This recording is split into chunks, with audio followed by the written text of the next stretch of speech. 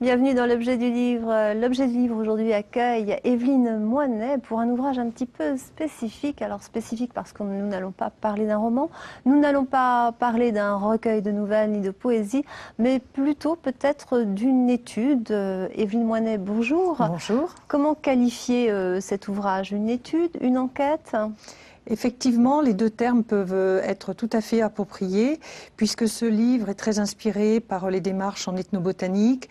On a beaucoup réfléchi aussi sur l'histoire des paysages agraires, sur la botanique, donc c'est un petit peu tout ça mélangé. Alors c'est un ouvrage, on va le voir, qui est vraiment très complet, puisque nous allons parler d'un arbre qui était bien connu, endémique de notre région. Nous allons parler du cormier et tout de suite je vous propose de retrouver notre objet du livre.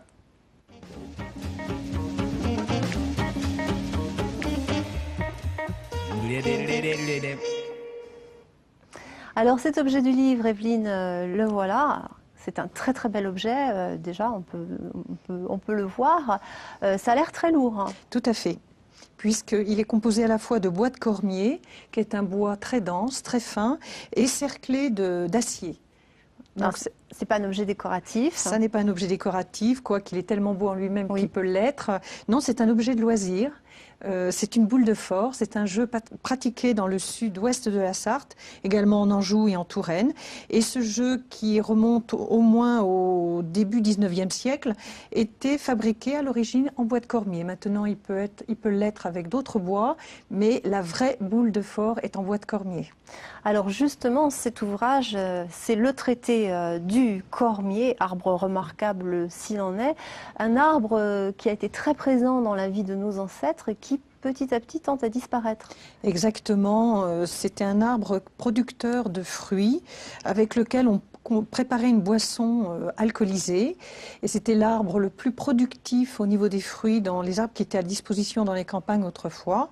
Mais une fois qu'on a bien maîtrisé les pommiers, les poiriers qui étaient plus abondants, plus faciles à améliorer, le cormier est tombé en désuétude. Alors son fruit ressemble un petit peu à une petite poire en fait. Ça s'appelle comment le fruit du cormier? Alors le fruit du cormier s'appelle la corme. Il a une forme variable en fonction des pieds. Il peut effectivement avoir la forme d'une petite poire, mais aussi d'une petite pomme. Et l'épiderme peut être de couleur variable, soit jaune, soit rouge, soit grise. Ce qu'on appelle grise, c'est légèrement brun mat. Donc c'est en fait un fruit à faciès très variable. Alors tout était utilisable dans le cormier. On utilisait son bois, on utilisait ses fruits. Un arbre qui vraiment se mangeait, mais pas seulement, enfin se mangeait au niveau des fruits bien sûr, mais servait aussi dans la vie de tous les jours. On faisait des outils avec ce bois qui est un bois très dur. Tout à fait. C'était le bois précieux des campagnes d'autrefois, à une époque où on n'avait pas accès à d'autres matériaux. Il fallait vraiment faire avec ce dont on disposait, ce qu'on avait sous la main. Et comme c'est un bois au grain très fin, c'est un arbre qui pousse lentement, donc le grain est très fin, avec de grandes propriétés mécaniques, ce bois était réservé pour les usages nobles, tels que la fabrication des dents d'engrenage de moulin, les aluchons, les semelles d'outils de menuisier. Le véritable outil de menuisier était fabriqué avec ce bois-là. Et si on n'avait pas beaucoup d'argent, on mettait à la base le bois de cormier et au-dessus un bois de moindre valeur. Donc c'était le bois précieux des campagnes d'autrefois. Alors ça, c'est pour le bois. Et puis il y avait le fruit, comme on vient de le dire, pour la fabrication de cette boisson fermentée, le cormet. Le cormet, voilà, qui est un petit peu ressemble au poiré, à ce qu'on pourrait comparer. Tout à fait, tout à fait. Mais justement, notre association a essayé de retrouver les recettes à base de cormier, puisque ça, c'était complètement oublié.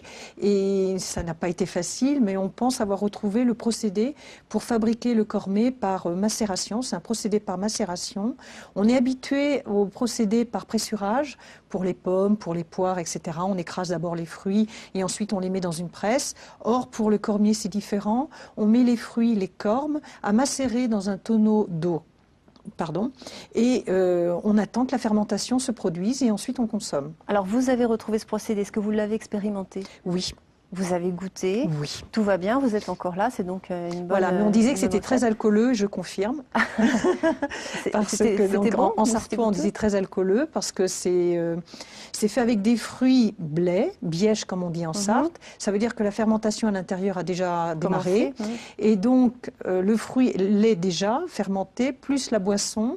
Et comme c'est très, très agréable à boire, on ne se méfie pas et on a collecté un nombre incroyable d'histoires, d'anecdotes où justement les gens se faisaient surprendre par cette boisson et terminaient la nuit dans le fossé ou dans le champ parce qu'ils étaient complètement. C'est ce qu'on verra à la complètement fin de allés. l'émission quand on va goûter. Écoutez, non, parce que c'est un breuvage trop précieux Ah bon, pour on le mérite diffuser pas. comme ça.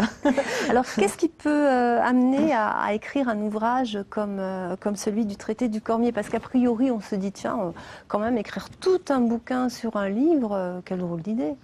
Je suis bien d'accord avec vous. Et on était loin de se douter de ça. Alors, peut-être qu'il faut que je précise d'abord que je suis coordinatrice de l'inventaire des arbres remarquables de la Sarthe. C'est une action qui est menée bénévolement pour une association d'environnement qui s'appelle la CPNS, la Société d'études et protection de l'environnement Nord-Est Sarthe.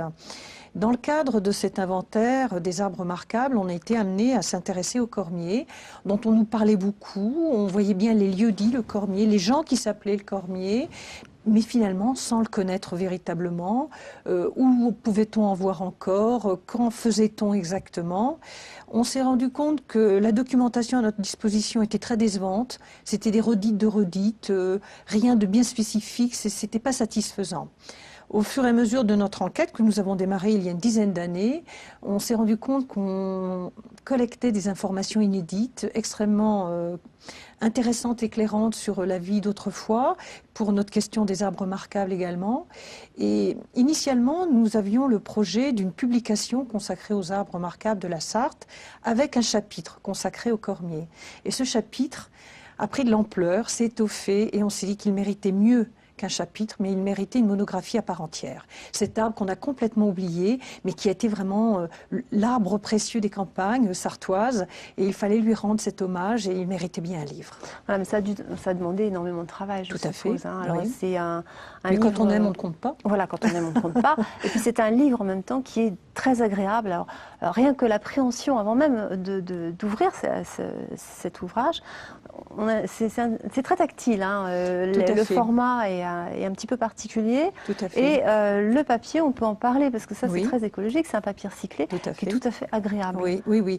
Nous avons vraiment eu le souci que ce soit un bel objet. C'est une autre façon de compléter notre hommage envers cet arbre qui a été modeste et qu'on était en train d'oublier.